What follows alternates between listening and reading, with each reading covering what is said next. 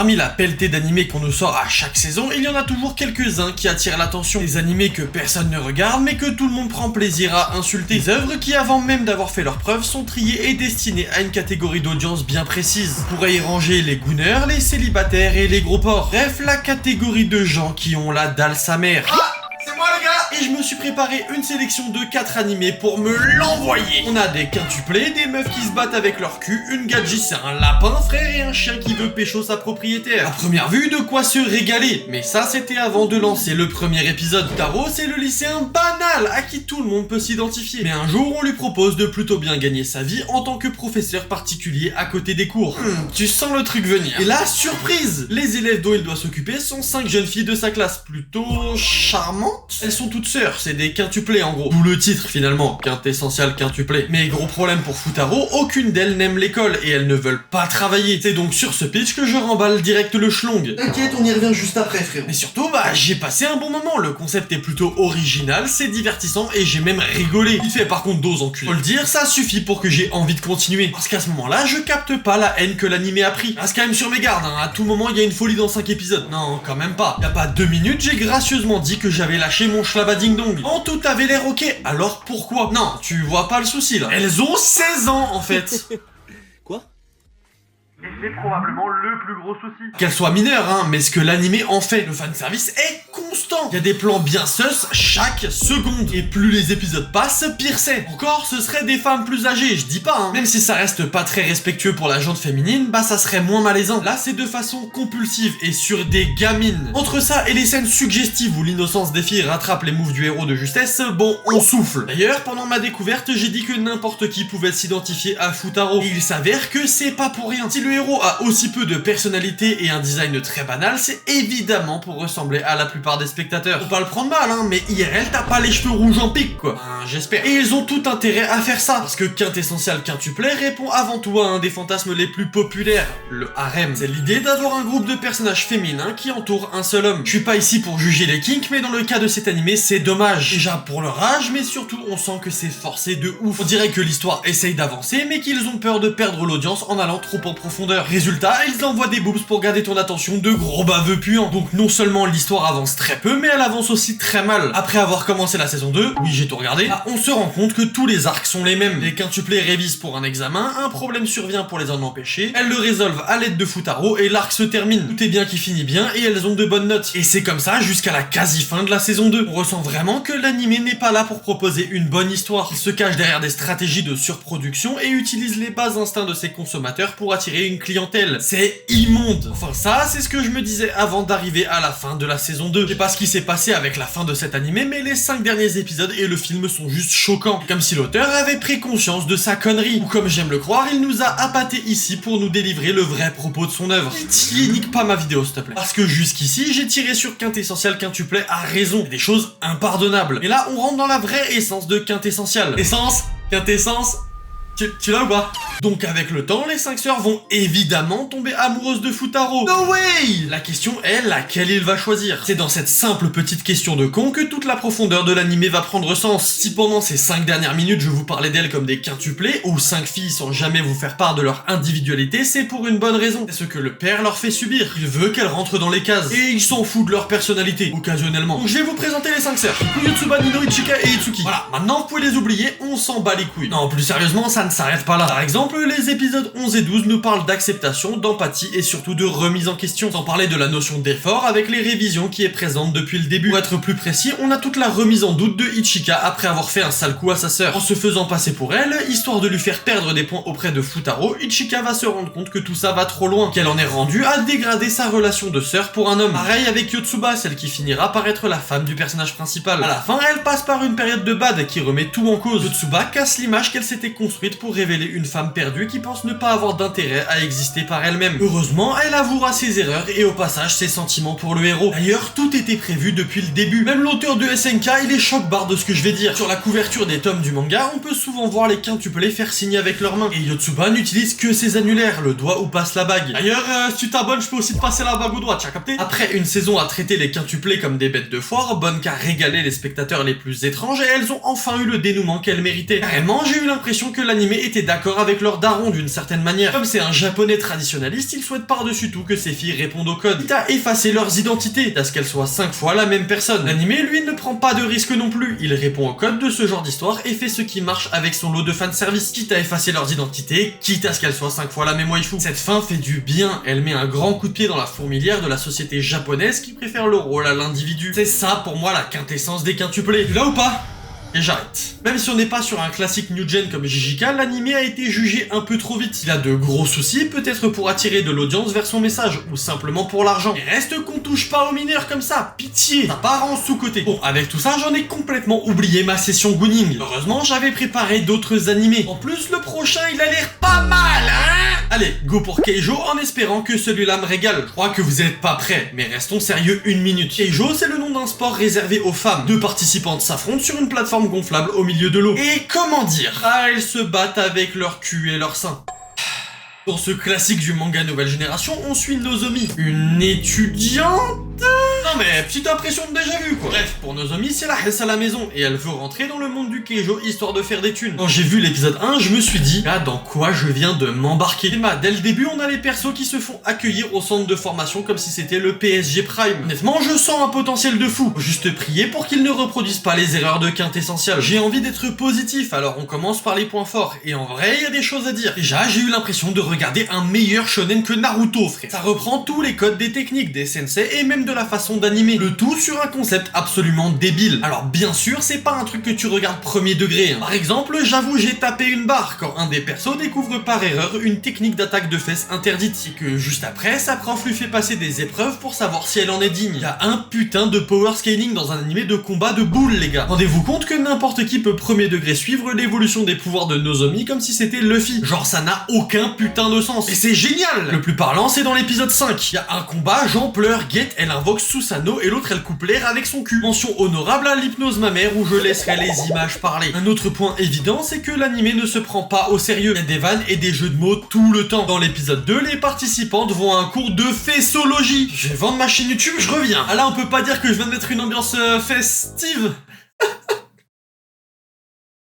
Pardon pour ça, en vrai. Pour m'excuser, tu peux mettre un commentaire et liker. Revenons-en au sujet. Parce que je dois aussi dire que j'ai vu des animés de 2026 survendus par tout le monde, moins bien animés que ça. C'est franchement le truc qui m'a le plus épaté. C'est super soigné au niveau de l'animation. Les combats sont lisibles, c'est pas un diaporama et les couleurs sont belles. Non, ils ont cook. C'était super important. En plus, dans une caricature de shonen. Alors 10 sur 10 ici. Un autre choix que j'ai vraiment aimé, c'est de se foutre de la gueule du shonen, mais pas de ses valeurs. L'animé respecte l'ambition, la discipline et la volonté de se surpasser. On a même droit à la pression de performance dans le sport et l'exploitation du corps. Gros respect là-dessus. Bon, je dois me confesser. Confesse. T'as compris ou pas? Allez, maintenant on est en animé. Bon, déjà, c'est encore des putains de lycéennes. Donc je vais pas m'arrêter une seconde fois, faut juste arrêter, frère. Malgré tout, le fanservice de Keijo est un peu différent de celui des autres animés. Ici, on en a surtout quand le sport le demande. En gros, dans les combats où elles se battent avec leur forme et que mince, les vêtements se déchirent sous tant de puissance. Non! Après, en dehors de ça, c'est relativement ok, y a quasi rien. Et on va pas se mentir, faire une parodie du shonen avec une idée débile, c'est complètement faisable sans dessaper des mineurs. Après méditation. L'autre point qui a dû vous mettre le plus mal à l'aise, c'est l'utilisation du corps de la femme. Dans cet animé, c'est carrément un jeu. C'est la mise en avant d'un sport fictif hyper sexualisé, et honnêtement, je pense pas qu'elles aient besoin de ça. S'il y avait des grands gaillards avec elles, ça aurait pu rattraper le truc en foutant tout le monde au même ridicule. Mais là, c'est juste malsain. Et encore, les japonais arriveraient à rendre le tout bizarre. Le plus terrifiant avec Keijo, c'est le capitalisme immense qu'il met en avant. Que ce soit avec les sommes d'argent aberrantes impliquées dans ce nouveau sport, ou même comme on l'a vu, avec le corps de la femme qui devient un outil de divertissement bon qu'à remplir des stades. Littéralement, les personnages se retrouvent effacés pour ne garder que la performance et le spectacle. C'est dommage. Après, de là à dire que l'anime critique indirectement ce système, je ne pense pas. Mais il a le mérite de se faire se poser des bonnes questions. En tout cas, malgré tous ses défauts, je le mettrai en bonne surprise. Je me suis vraiment marré devant. Et en vrai, c'est rafraîchissant comme caricature. Je peux le recommander à n'importe quel fan de shonen qui aime le second degré et qui peut passer au-dessus du fanservice. Par contre, j'ai tellement rigolé et été captivé par le Susanoo du cul que j'en ai complètement oublié ma session Gunning. Et le prochain me fait très peur. Rien que la cover me met pas en confiance, les gars. Allez, pitié, pas une gamine. Sakuta, lycéen, ça commence bien. Revit dans un monde où des phénomènes étranges nommés syndrome de la puberté circulent. D'après les rumeurs, ils sont causés par la sensibilité et l'instabilité de l'adolescence. Le héros n'a pas l'air atteint, mais par contre, il va rencontrer Mai, une autre lycéenne. Elle est seule au milieu d'une bibliothèque en tenue de lapin. Et malgré sa tenue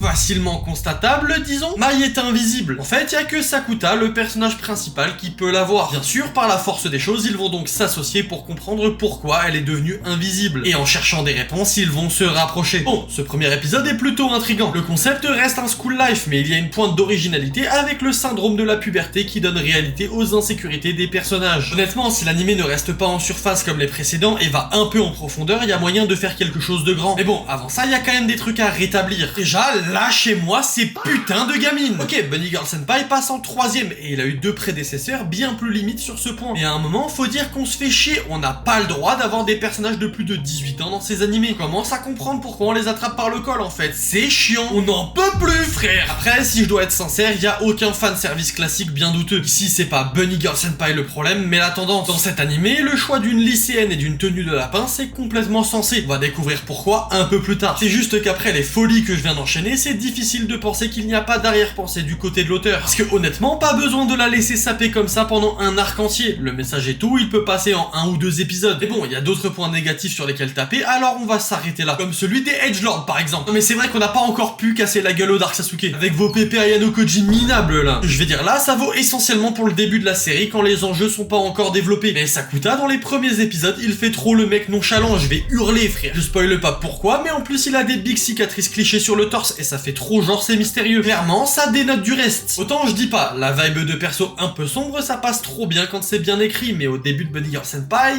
mais... En fait, l'anime est tellement bon au final qu'il y a pas tant de choses à relever. Ah si, un dernier truc qui m'a particulièrement lassé dans Bunny Girl Senpai, c'est le scénario. Quand tu commences, franchement, c'est cool. Après Mai, le protagoniste aide d'autres filles qui ont des galères avec le syndrome de la puberté. Juste, c'est ultra redondant. Chaque meuf a des problèmes différents, mais au final, tout se règle en suivant un même schéma narratif tard les cours de SVT. C'est à mon goût le plus gros souci de l'anime. Parce que même si la tenue de Bunny Girl dure un arc entier et que le côté Dark Sasuke, on peut passer au-dessus relativement facilement, le scénario, c'est lui qui nous guide tout au long du visionnage. Et là, il met pas en valeur tous les points positifs de l'anime. Et Dieu sait qu'il y en a. Ce qui m'a le plus choqué avec Bunny Girl Senpai, c'est à quel point l'anime aborde des problèmes très lourds sans te caser une éclipse à la Berserk. Qui en plus de ça, c'est des thèmes hyper actuels qui s'adressent directement à la nouvelle génération. La pression sociale, apprendre à s'accepter, la peur d'être rejeté, l'amour, l'identité, la jalousie, la solitude, le suicide. Non les gars, c'est super complet. Il peut en dire autant. En fait, c'est vraiment le grand nombre de personnages qui permet ça. Comme chaque arc nous en présente de nouveau et qu'on suit comment ils deviennent adultes, ça permet d'aller vraiment partout. Ça montre aussi à quel point tout le monde est différent et au final, il y a très peu de chances qu'aucun des arcs ne parle au spectateur. C'est limite impossible. Si Mai et le fait de penser qu'on n'existe pas en dehors des réseaux ne te fait rien, alors peut-être que Tomoe et le fait de devenir quelqu'un d'autre pour être accepté le fera et ainsi de suite. L'anime est très fort là-dedans. Ça parle pour tout le monde de beaucoup de choses et le tout avec un très bon niveau. Dans la team, on est sur un poulet insoupçonné. Le seul truc qui barre la route, c'est ce foutu costume de lapin. Mais comme je l'ai dit tout à l'heure, ça a un sens. C'est débile mais très bien pensé. En gros, ça permet d'encore plus renforcer le problème de Mai. Un peu du show don't tell dans l'idée. Regarde, dans la bibliothèque, en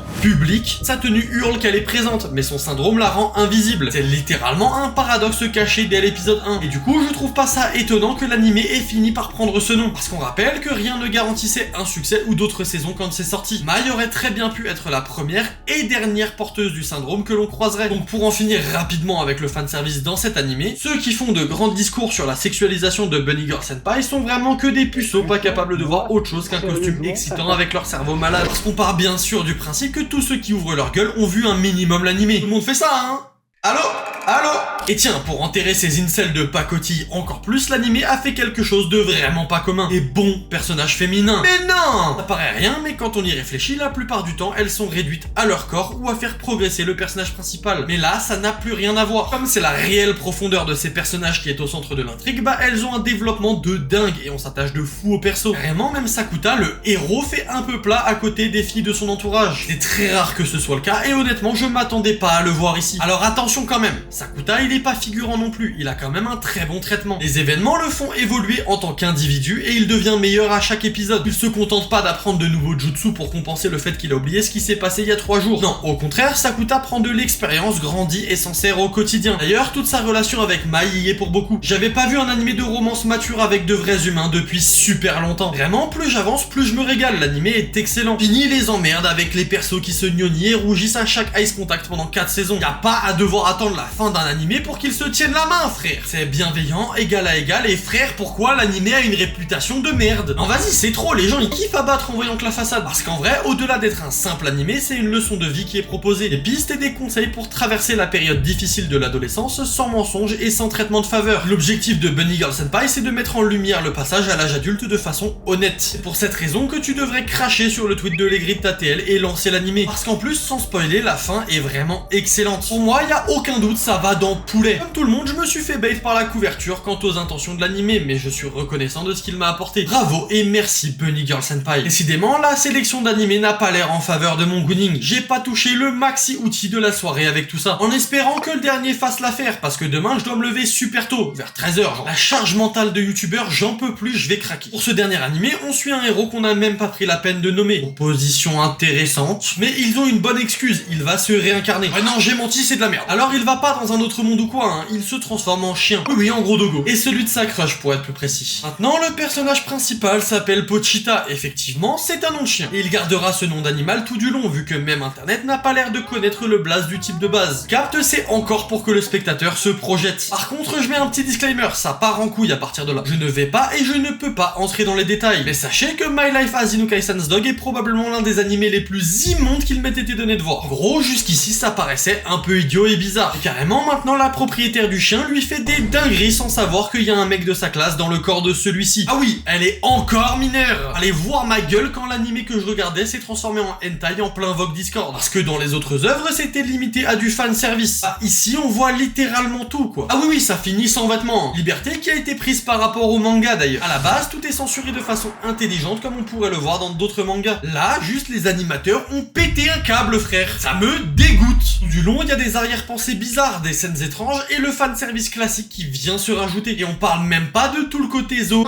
C'est une gamine qui s'enjaille avec son chien, on le rappelle. Et non, je détaillerai pas plus. Les gars, sur celui-là, j'avoue que j'ai pas regardé plus que l'épisode 1. Après ça, je suis allé chercher des infos ailleurs. Je vous jure, même Asterion Prime a des difficultés à tanker cet animé de détraquer. Donc vous comprendrez qu'à partir d'ici, les infos sont moins vérifiées. Ça provient de Reddit ou de ClipSafe de l'animé que j'ai vu sur YouTube. Ce qui m'emmène à ce nouveau point. En plus d'être une œuvre pédophile et zoophile, elle prône des comportements discutables. Par exemple, la jalousie. Oui, le plus terrifiant, c'est que dans le futur, sa crush n'est plus la seule fille en compétition. Et dès que le dogo va avoir une autre meuf pour lui lécher les pieds à tout hasard, la précédente est ultra jalouse. Le scénario est probablement écrit par un type pourri jusqu'au fond de son âme. Un autre comportement que je trouve encore plus inhumain, c'est l'espionnage. Ah ouais, c'est un bougre de sa classe qui est réincarné dans le chien. Et il prend bien soin de tout regarder à chaque occasion. Carrément, je sais pas comment, mais il finit par se retrouver dans un vestiaire de meuf à leur insu. Et tout ça, c'est pas pour rien. On est littéralement devant un fantasme japonais à l'état pur. Parce que c'est pas le seul animé du genre. Devenir le chien d'une lycéenne un peu trop affectueuse, c'est très populaire et ça marche de fou au Japon. Ah, tu t'en doutes, on va pas gentiment transitionner sur une partie où je partage les qualités de cet animé. Déjà, c'est parce qu'il y en a pas. Mais surtout, en parler, c'est déjà bien trop. Alors, vous donnez des raisons d'y aller. Non, là, je me regarde plus dans le miroir. Partez voir ceux d'avant, par contre. Ici, on peut même pas donner le point de la critique. Souvent, ce genre d'œuvre s'avère extrême pour choquer et critiquer une partie de la société. Là, c'est même pas le cas. On est juste sur une preuve de l'existence de ces déviances. Un animé aussi dégueulasse existe parce qu'il y a des gens pour le consommer et fantasmer dessus. Et autant on ne peut rien y faire, c'est littéralement le jeu, mais d'un autre côté, c'est juste effrayant à quel point n'importe qui peut tomber aussi facilement sur ce genre de contenu. Comme je l'ai dit, il y a des extraits qui circulent sur pratiquement tous les réseaux. Et avec la modération, cette immondice peut passer pour une petite comédie familiale si on tombe sur un clip tranquille. Après, si ça te fait rire un chien qui fait des trucs aussi sus, grand respect, mais fais attention à toi quand même. Ça pour dire qu'un enfant de 10 ans peut tomber là-dessus, faire des recherches et regarder l'épisode 1 que j'ai malheureusement vu. Ça va évidemment dans énorme red flag. Voilà donc la tier list finale. Protégez vos proches, la team. Si vous avez un petit frère ou une petite sœur qui est sur les réseaux sociaux, empêchez-les de voir ce truc. Pitié. Tout ça m'a tellement terrifié que mon bazouzou a carrément disparu. Il s'est fait la malle, cet enfoiré. Ça met donc fin à ma session Gunning. Bon, voilà qui met un terme à cette expérience. C'était à la fois enrichissant et effrayant. J'ai découvert de superbes animés que je n'oublierai pas, mais j'ai aussi vu des choses horribles que je n'oublierai pas non plus. Entre la surutilisation de mineurs, le fanservice envahissant et l'autre machin qui est probablement activement recherché par Interpol, je vais avoir besoin de souffler, les gars. Bien sûr, toute cette approche session Gunning, c'est de l'humour. Je suis avant tout là pour le divertissement, mais ça fait pas de mal de le rappeler. Juste avant de partir, jure-moi de ne pas utiliser ce genre de contenu pour tes aventures personnelles. C'est prouvé, ça a des répercussions énormes sur ton cerveau, que ce soit en animé ou en vrai. Donc va pas sur ces sites chelous qui échangent ta santé mentale contre un maximum d'argent. Laisse plutôt Faster passer devant pour te garder le meilleur.